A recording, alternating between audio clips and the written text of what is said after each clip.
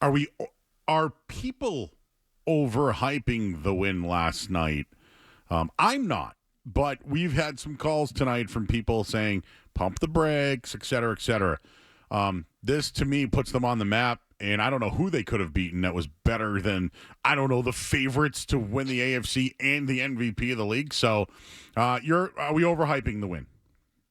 No, no. I mean, this is the best team in the NFL that they just beat in Buffalo on Sunday night when the fans have got all their white shirts on, the white out there in Buffalo. Last time the Patriots will play a regular season game and in Highmark Stadium, like this was like the cards were stacked against the deck was stacked against the Patriots in this one, and they still won. So this was among the hardest circumstances for them to win a game. I mean, if people are thinking that this means that they're like Super Bowl contenders, obviously that would be hyping it up too much. But yeah, this puts them on the map. It makes them legitimate. They matter now. People are talking about the Patriots, which when was the last time people talked about the Patriots in a positive manner? 2021, maybe like the very beginning of 2022, but not since then. So yeah, this adds relevancy to this season for the Patriots. Doug, I thought Drake May was absolutely awesome last night, and this isn't to discredit Josh McDaniels, who I'm in no an offensive coordinator hater. I felt like it was all Drake May last night. And what I know Diggs was a big part of it, but I just felt as though they let him loosen up a little bit. They let him play on the run. They did have passes that were over 8 yards, right? Like they. For years, how many times have you heard it wasn't Belichick, it wasn't this guy, it was Brady? Well, can we be consistent then? Is it the same for Drake May? Because they don't win that game last night without Drake May, even when it was 2020. With a chance to win the game and a final drive, it was Drake May. So to me, like, are we seeing that type of ascension where he is the best player on the team and he is the reason why they win and lose? Yeah, if he's not the best player on the team, he's at least top three right now with Christian Gonzalez and Stefon Diggs. And I'm with you. I think his best plays were those off-platform plays in this game, like where he's getting dragged down by Daquan Jones and still completes a pass to Stefon Diggs, or when he's rolling out to the right and directs Stefon Diggs on where to go and how to get open, and then he throws it, whatever it is, 30 yards downfield to him. Like those aren't scripted plays from Josh McDaniels. That's Drake May not doing his own thing, obviously, but when a play breaks down, he's got the ability to make those plays, and those plays are reminiscent of Patrick Mahomes or Josh Allen. I think that you can make those comparisons for the first time with Drake May. So Patriots went very run heavy to start this game, and that didn't work. So obviously that was a strategy that Josh McDaniels and Mike Vrabel were implementing in this game.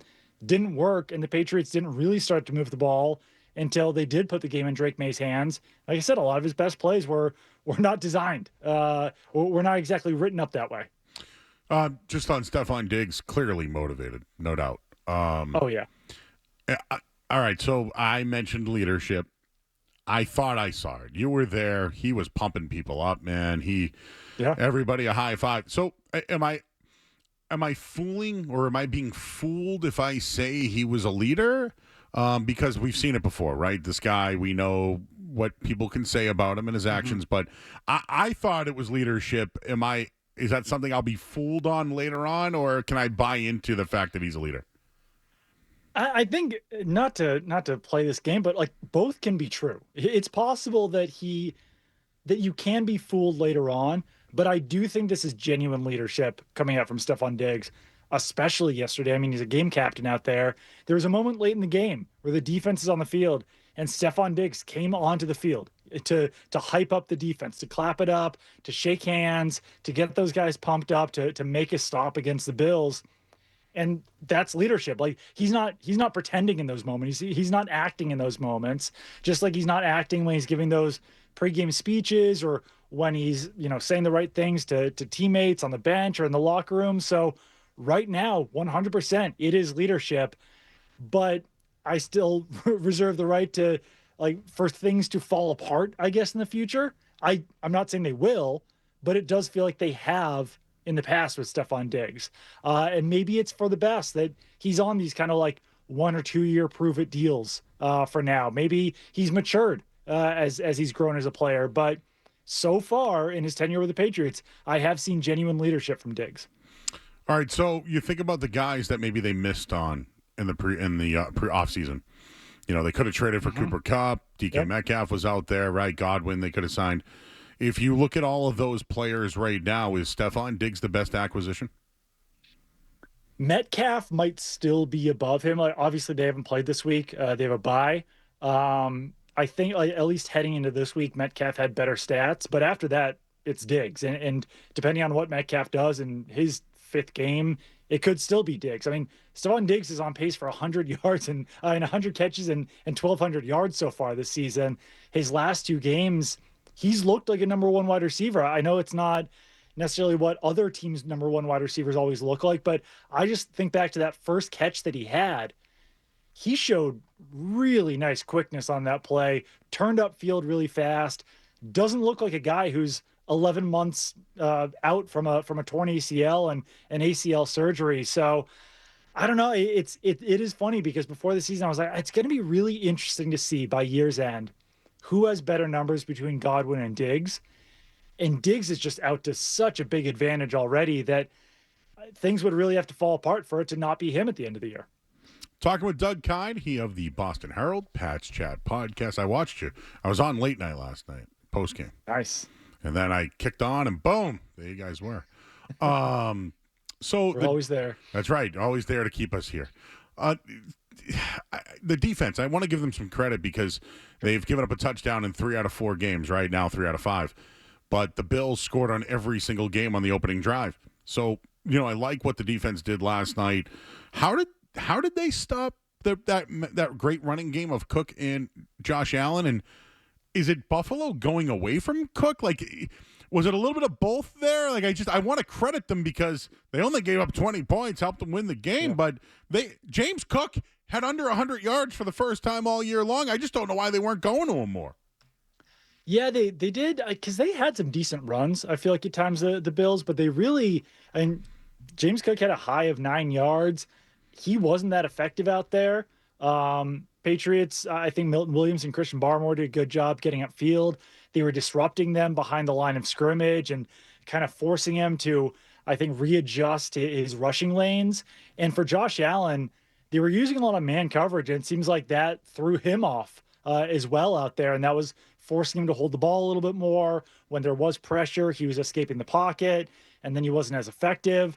It feels like Christian Barmore and Milton Williams also were disrupting up front in the middle, and that was forcing Josh Allen to get out of the pocket. So it really was a strong defensive performance overall, and didn't necessarily start the best for Christian Gonzalez in that game. He let up 2 first downs, but I mean, he was glued to those wide receivers down the field at the end of the game, was just as important to this Patriots win as, Drake Maye and Stefon Diggs and Andy Borregales, just for what he was able to do at the end of that game.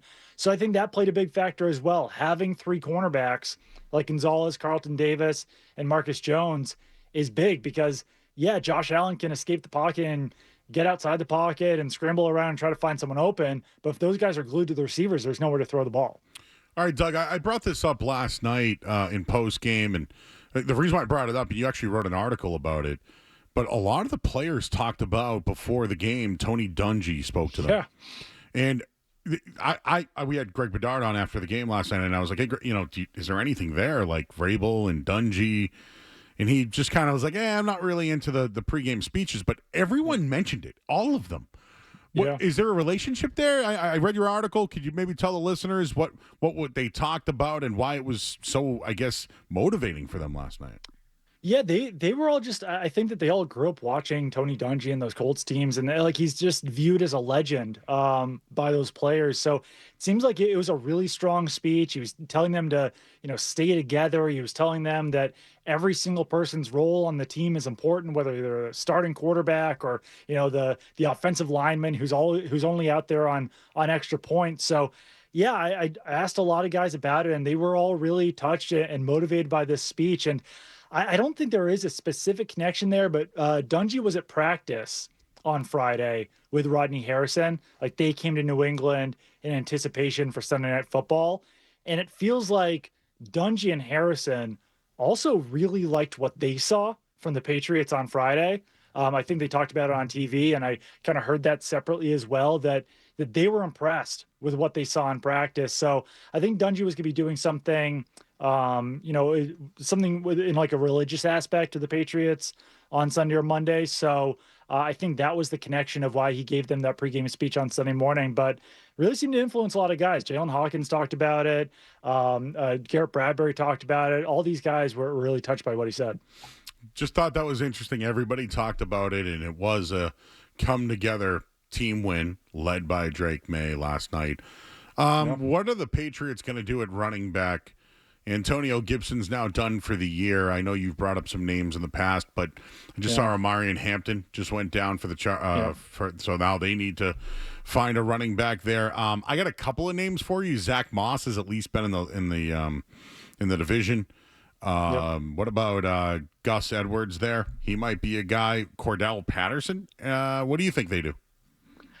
So there's like 3 or 4 options here. A lot of those guys like Gus Edwards and Zach Moss, those are guys who are just free agents. So they could bring them into the practice squad. And that's a low risk move that they could make there. And I think Gus Edwards would probably be the guy that I like the most just because feels like more success recently. But they could also sign guys off of other teams' practice squads. I mentioned guys before, like Jeff Wilson, Amir Abdullah, Dearness Johnson. Those are guys that you would have to sign to the 53-man roster. But when you put Antonio Gibson on IR, that frees up a roster spot. The last option would be a trade. Like there are a lot of running backs who are being a little bit underutilized right now. I think about Zamir White with the Raiders. Josh McDaniels was part of that team that drafted him back in 2023.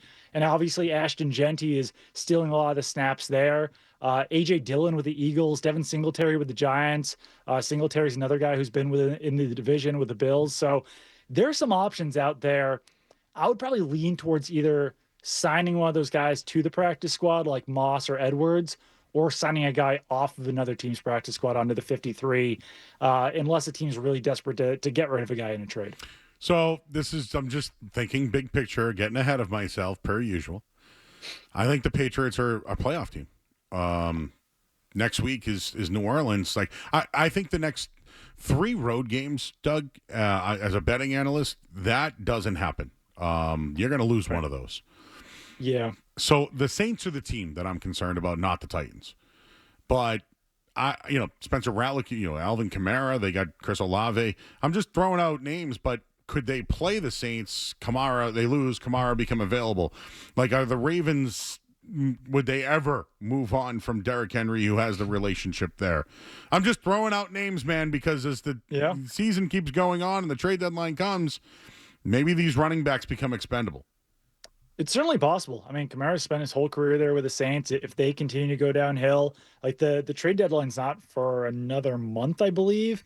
I think things would really have to fall apart with the Ravens, though, for them to give up on Henry. Like something really dramatic would have to happen there in Baltimore, because I feel like when Jackson's back, they're still going to make a full run for the Super Bowl there. But Kamara is interesting, and I mean, like you said, like on paper, the Patriots should win. Like I feel so dumb saying this, but like just based on what the lines would be on these games, Patriots should probably win like 11 or 12 games this season. And I know they won't. I know that they will lose some of those games that they should win, but we were even talking about it before the game. Me and some of the other Patriots beat writers, we were like, this could be a playoff team. And selfishly, of course, we're saying like, where would we most want to travel for a playoff game? Like, would we want to go to LA? Would we want to go to, where it is? And I think we all kind of settled on LA, but I mean, that shows you that even before the game, we were already having those conversations of like, what if this is a playoff team? Like, what if and in that moment, it was like, what if they're competitive in this game and keep winning? That win was huge, though. They basically stole a win on their schedule by beating the Bills. All right, Doug, last question before I let you go here. Let's look at that playoff picture entering today. Colts have Daniel Jones. Bills have Josh Allen. Steelers, Aaron Rodgers. Chargers, Herbert. Jaguars have Lawrence. Broncos, Bo Nix. Patriots have Drake Maye. Where does Drake Maye fit into those quarterbacks as far as a ranking? Wow, that's a really good question. Allen's above him. Herbert's above him. I think out of those teams, those 7 teams, Maye would have to be third. Yeah, And Bo because Nix has been winning. I'll give him that. He has, they just beat the yeah. Eagles. I mean, he's what, 25? Like, he doesn't have the traits that Drake May has. Mm-hmm. He like, I watched that whole Denver game on Monday night. He's a decent quarterback. I think he works well with Sean Payton, but like, he doesn't have those traits that Drake May has, where Drake May can do things that Josh Allen and Patrick Mahomes do, and Nick's just isn't that quarterback. Trevor Lawrence obviously hasn't lived up to that hype. Rodgers is old. Daniel Jones, I mean, that's I think that's going to fall apart at some point there. And like, I'm sure that some fans would even say, like, would you rather have Drake May than Herbert? And I think it's a fair conversation to have. Herbert's just done it longer, so you can say that there's a longer track record there. But I also think that given all of the skills that Herbert has and all of the traits, he's also kind of been a little bit of a disappointment with the Chargers. So I think there's at least a conversation to be had that May could be second behind Allen. What a win that it makes, right? You win the game on the road, and now it's like, oh, playoff picture. Oh, look at the AFC and the quarterbacks, right? Like, who would have thought the Jaguars are ahead of the Chiefs right now, and they're playing tonight, right? There's just no. all these things are just happening right now. But I'll take the L, Doug. I didn't think they would be this good. I had under 8.5 wins. It moved to 9.5, in case you were wondering about that. So Vegas has now moved there. Everything has moved. The floor has raised, right? Drake May's gone through the ceiling now. What a huge win yesterday for the Patriots. My question is this.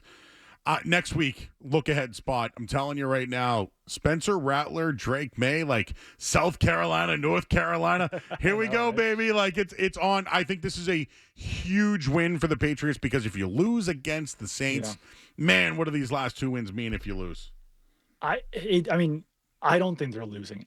From everything that I've heard, things are not going super great down there in New Orleans. So I would be pretty surprised if the Patriots aren't able to win. I know New Orleans just stayed close with the Bills, beat the Giants, but I don't think it's going to be too close between the Patriots and the Saints. I think that it's going to be I think they're going to win pretty handily down there. Yeah. I could be wrong. I know, but like, I haven't been that impressed with Kellen Moore, Spencer Rattler. I mean, what was it? I don't know. This was his first win, I think, overall, and he played a lot last year. Like, he's been losing a lot of football games since he entered the NFL. I don't know if you're buddies with Nick Underhill, but I think he reported yesterday Chris Olave might be somebody that might want out at some point. Maybe that's another name that's out there. It would be interesting. I don't know, like, if I'm like pounding down the door for another wide receiver just because Diggs is stealing so many targets, and like there are guys like Kayshon Boutte that I'd like to see get more targets, Kyle Williams who I'd like to see get more targets, Hunter Henry's obviously really heavily involved. So I hate to say, like, you're kind of set at wide receiver because Olave is a great player, but there's some injury risks there too. I just wouldn't give up too much for him. Obviously very talented player, but I'd be hesitant to give up too much for him. All right, he's Doug Kyed, everybody. Check out his work. Boston Herald, Pat's Chat Podcast. Doug, appreciate you joining us here on the Sports Hub, and I just ate some wings before the interview, so we have both been winged up.